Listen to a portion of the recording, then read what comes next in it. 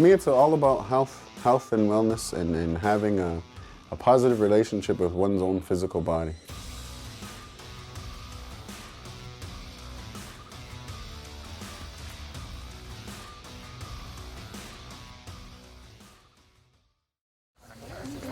This is the run. You're starting down here. All competitors must be in excellent physical condition. The health and welfare of all competitors is... The survival race is comprised of five events, 5 physical events. In the past, we just kind of did the swim, canoe, bike, backpack, and run. And it was just like a straightforward relay.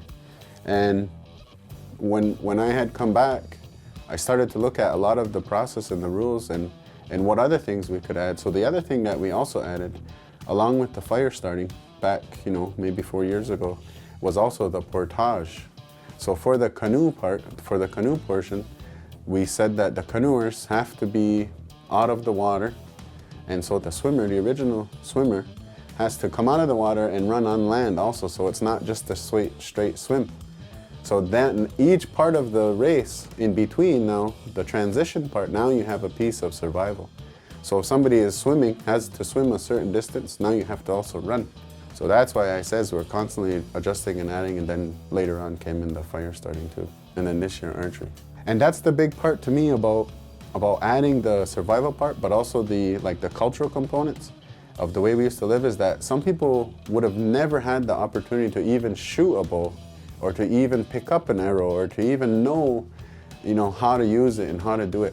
So a lot of competitors, I noticed that might have been their first time even having an opportunity to see a bow. And then for them to have to get up and shoot, it gave them that chance to experience it. And so that's what it's all about for me, is reviving all of those old practices and all of those things that kept us so healthy a long time ago.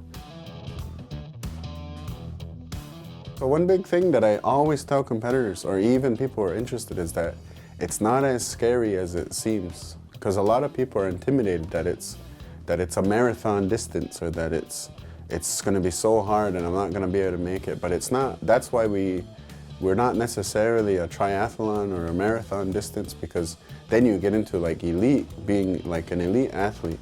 So this race is more about the community though. So even people who are interested, or people maybe are not in the greatest shape, you could still come out and have a team of 6 and still compete and still be competitive. And because it's each individual does one event, so it's not like you're exerting yourself for 4 hours like a triathlon would be. It's that event, right? So that's one big thing to me, is that it's not impossible for people who are interested, or people who just want to try it out. It's not impossible. I've seen teams in the past that weren't in the greatest shape, and they nearly won the race because they were able to complete the fire, because they were able to do the archery, to be right there, even though maybe it took them a long time to finish, but to be right there in the running for first, second, or third. So that's what I like about adding those other components, is that it's not just about being fast. It's not just about being an elite athlete. It's also about using your mind and learning new skills and being able to adjust and adapt to things.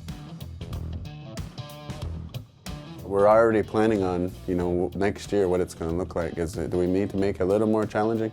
Because you want to have that that drive to push people to not just be doing the same thing every year, right? And next year, it's going to be a little bit more challenging, right? So it keeps driving people and it keeps them interested in coming back.